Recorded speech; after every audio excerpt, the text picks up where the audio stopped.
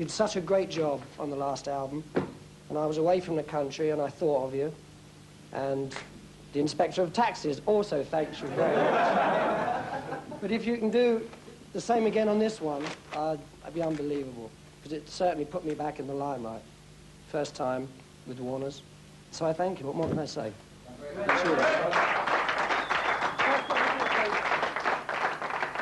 They've been so good at that, coming up very fast all season. It dropped. I think they've been built up to be that much. I hadn't seen them for a year, you know, and I was really impressed with what I saw. But then everybody told me that it wasn't really a great performance. No, it wasn't. So I'd like to see them when they're really carpets. Derby County should get video of that. Yeah. Sorry, I'm busy. Who's got the, where's the insurance on the Lamborghini? Where? Where is it? You mean it's not insured and you were going to drive it tonight? Of course it's, no, I suppose it is not insured, but then I pay accountants and people like that take care of it. Well, they don't know that you're getting the car tonight, so I better phone up and get you covered immediately. No, just in a joking part though, Billy. Seriously, what's going on? Let's decide anyway, because one wants to get telephone calls out. Well, one does one, Tony. Aren't we posh? Yeah. Christ, ever since she's earned more than 1,000 a year, you can't... Got an apple in her mouth. One has to get one's telephone calls out. One has to. You'll notice how much stick you'll get when it all goes wrong. Bad-tempered little bitch, you. You'll have that on film.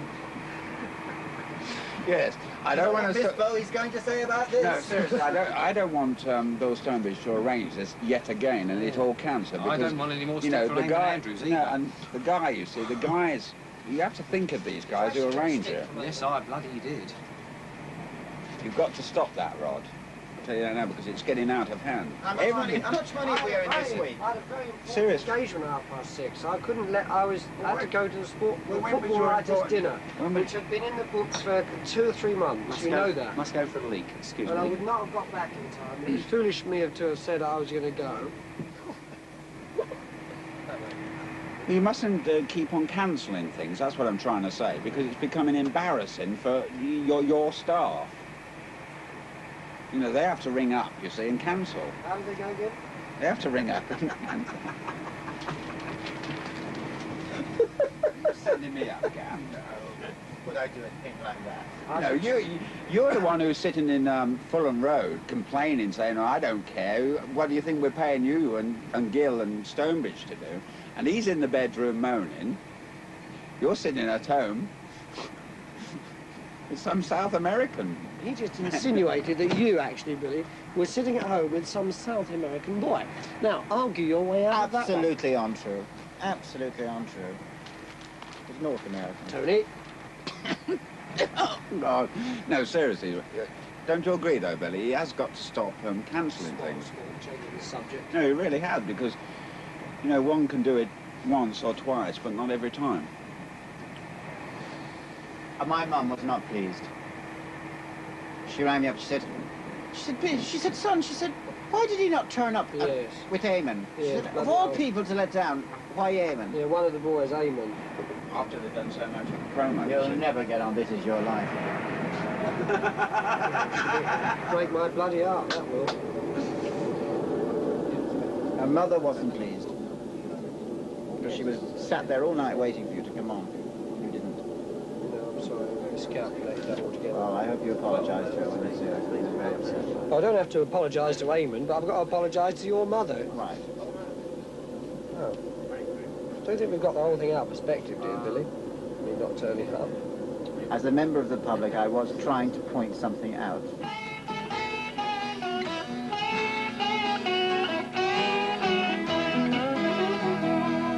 I think I know now what's making me sad. It's a yearning for my old backyard.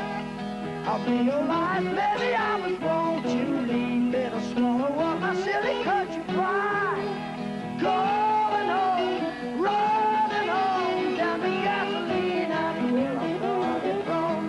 Going home and I'm running home, down the gasoline, that's where I was home. Is the home for Rod Stewart, same as Rockstar? Yes. What?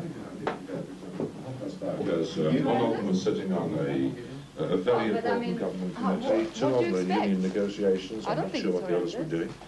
But this was the problem. We said the earliest we can get together is 5:30, so we had to start 5:30 and go on. It's not a sort of psychological thing, I think, that we're starting. Mr. Neely, no, there's Temple, Mr. Gould, Shirley Williams. We had too much heart when it first came in. That really jolted it. Also, we should do, let's listen to that one.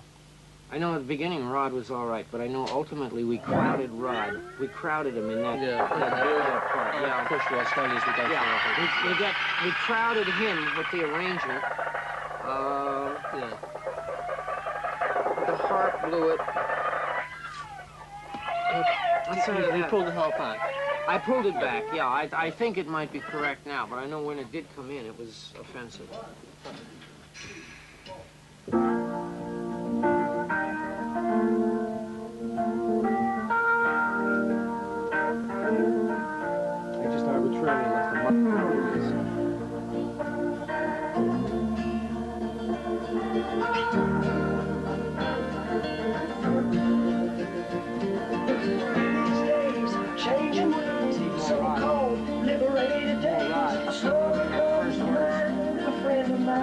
His approach sometimes is very old-fashioned, and it's a bit of a shock to me, but he always seems to be right. You know, when we've mixed this album all once before with 3 other young guys, engineers in LA, and they're all saying, well, we think we can do it better than Tom. You know, it's great to show a bit of spunk. Let's do it better than the older ones, but they can't, and neither can I. Tom's just got those ears of his of magic. It's the ears. And my ears go after about listening to music, loud music for about an hour. The top end goes and I can't hear anything, but he's in there for 6 or 7 hours and he's always right. Damn his ears. I wish I had his ear holes. Soon became the toast of the great white wave, accepted by Manhattan's elite, and all the places that for sheep. No party was complete without George.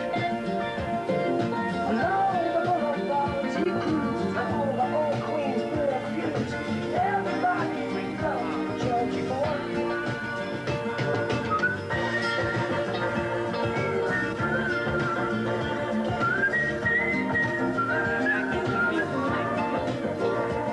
Can't seem to make an album now in less than 4 months. When you study that, I mean, it shouldn't take 4 months to make 40 minutes of music, but it does, and everybody does take that, especially if you've made 7 or 8 good albums, successful albums, and you've got to bet yourself each time. Still, isn't it? 4 months to make 40 minutes of music. The rest of the musicians are there, and Rod is the one we have to, you know, make sure we have, and I'm crowding the whole arrangement with them. You said too many strings a bit earlier, too, somewhere here. When they first came in, it was a trifle too loud, right. Okay. But here, I've been pressing you too hard for it. Just like a notch less or 2 notches less coming out of that, the first time the 3 girl tracks are in. Right. After that, just back down a trifle. All right, let's try one. Everything else sounding good and everything in the right place. What sort of band do you really want? Pipe band. No. About 6-piece. But I want everybody in the band to be able to play other instruments, you see. I just don't want a bass player who plays the bass and that's the end of it. Amazing, when J.J. Cale was over here a month ago, he had, you know, keyboards player who could play fiddle. Really? A keyboards player could play tenor sax. They play well? They were, really? Amazing, yeah. Perhaps all unknowns. So I'll go and break that band Except up. for Jimmy Castley. Well, you don't think you're going to get a band with sort of personalities like the bassist? Well, they weren't personalities until... None of us were personalities when we started out. So that we made ourselves. We were all unknown in that... Well, I mean, Woody and I weren't as well known as were the other 3 in the band, but we were all relatively unknown. It's what you turn yourself into, I suppose. But obviously you're looking for people to get on with. It's like Manchester United's football team. They'll all be household names in 2 or 3 years. Yeah. See? But they're all unknown. There's no stars in that band, I mean, at T-Lorry, at this present time. But what are you looking primarily? You're looking for musicians or...? Musicians. Musicians. Don't care what they look like. But you care what they like as people, surely? Oh, yeah, that counts a lot, yeah. That's what everybody keeps saying, oh, you got a band that looks good and you got a band that plays well. I mean, I don't see why. If you keep looking hard enough and long enough, you shouldn't have everything. Quality and of playing and the looks and everything. You know, I don't want anybody better looking than me. So I get the sack within the first week. No, I'm only joking.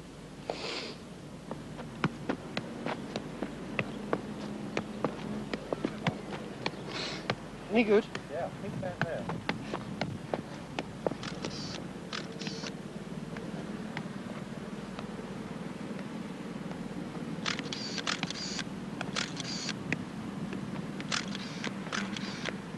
Round to me.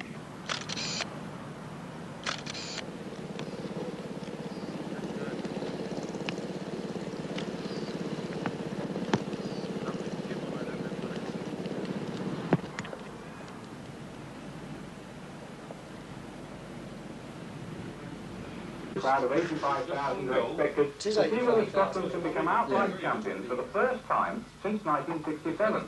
The last occasion the two teams met in Scotland was on May the 18th, 1974, a day the Scots won't forget. Remember this? Scotland's record against England at Hampden isn't outstanding. 121, lost 14, drawn 11. And that Scottish victory in 1964 was only achieved by the narrowest of margins. How was that?